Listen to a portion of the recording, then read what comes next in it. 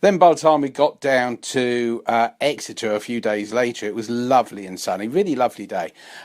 We had a big crowd out to launch the campaign in the city centre. We then went out delivering leaflets and so on. Before we had a whole series of meetings, which I won't bore you with, but we ended up at the airport. And that allowed me to have a really good think about what Brexit was going to mean, not just for Exeter and people around there, also for, how people interact with the rest of the world. Right, first of all, thank you all for coming along here to Exeter today. It's great to see so many of you turned up to the Devon launch of the Better Off Out campaign. For those of you that don't know me, my name's Rupert Matthews. I'm the National Campaign Manager for Better Off Out. We are going to be moving on up to the shopping centre in a moment to hand out leaflets to shoppers, so thank you for volunteering for that. As you know, of course, we're not quite sure when the referendum's going to be, so it's important to get everything ready to run as soon as possible. That's what this is all about. So again, thank you all for coming along. Just going to hand over now to Penny Mills from Devon, who's just going to say a few words. Thank you very much, everyone, for coming. This is our chance. This is what we've all been waiting for. As UKIP members and supporters, that's what we're for. It's to leave the EU. Our opponents will try and badmouth us. They'll be negative. They'll call us Little Englanders. But we must rise above that. This is so important. Let's just tell them we have a positive message. We want to embrace the whole world.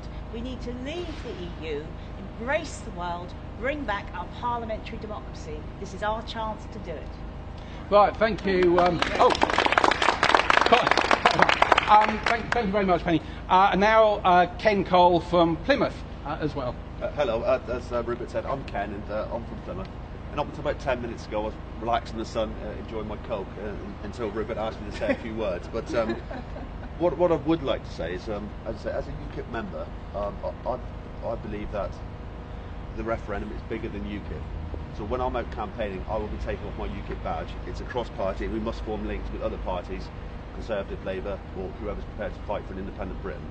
But when I was campaigning for UKIP, one of the things I found on the doorstep was the EU is taken for granted to be the common market. We've got to get people to realise what the EU is, so that the question, shall we leave or stay in the EU, we should turn that back and say, what is the EU? Once we point out what the EU is, from the common market in 72 to where we are now with a president, a commission, a flag, overseas embassies, it's obvious that Britain's no longer an independent country. And we're not, the Yes campaign will not be arguing for the status quo. They'll be arguing for ever closer union. It's our once in a generation opportunity to grab our country back for our children's future. This generation hasn't got the right to write off our children and their children's inheritance. Let them inherit an independent Britain. Yeah. Okay. So, thank you for that. We're going to be moving off into the shopping centre. Penny's got the leaflets in the boot of her car, which is over there. So we'll be moving off doing that. If you haven't signed up your email address onto our help sheet, please do. When we finish going around the country doing these launch events, we're going to be starting the campaign properly. We'll be providing you with leaflets, banners, posters, everything else that you need. And as Ken says, this is a very much a cross-party campaign, and we will be integrating people from Conservative Party, Labour Party. Do you know, we've even got a couple of Liberal Democrats on board as well. They still exist, do they? Hey, they still exist. And so, we're really going to be pushing this because we've got to show the British public that getting out of Europe is the right thing to do for our country looking to the future. So thank you very much for coming along, and we'll all be moving out now. Thank you.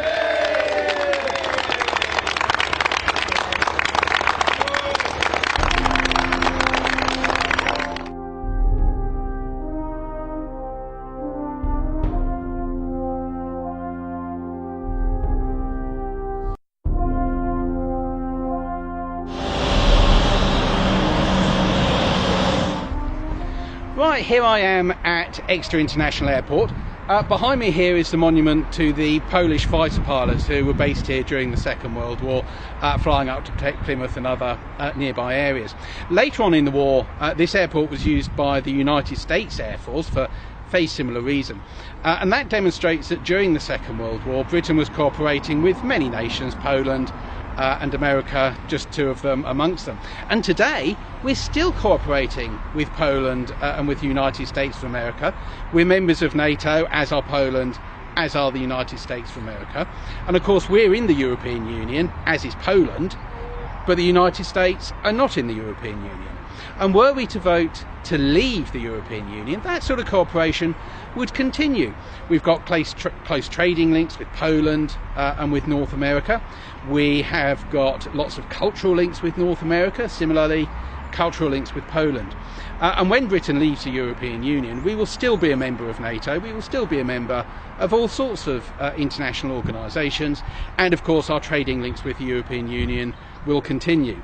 So, just as this monument symbolises the cooperation in terms of defence between Britain, Poland and the United States of America, so looking to the future, NATO will continue with those defence links, and we've got all sorts of economic and cultural links to look forward to as well. I'm looking forward to it.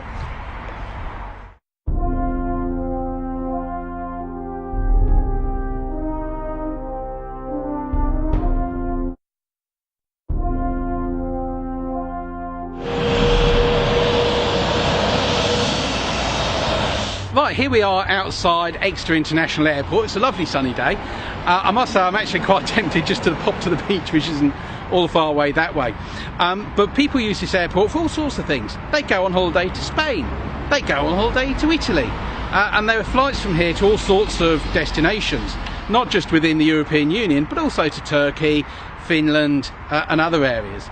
And what this shows is that the regional airports, such as Exeter International Airport here, play a vital role in keeping different parts of our country in touch with different countries abroad. And were Britain to leave the European Union, as I think we should, these airports will continue to play that role. We will continue to have links within the European Union, but also with outside the European Union.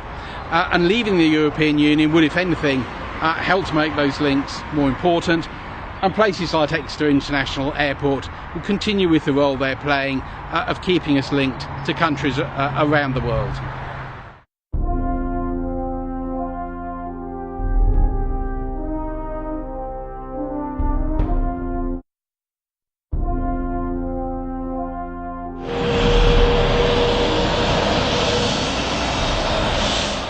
Well, here I am at Exeter International Airport. It's one of the busier regional airports, lots of flights coming in and out of here, going both to European Union countries and to countries outside the European Union. And I wanted to come here to talk about the carbon tax which has been imposed on flights by the European Union.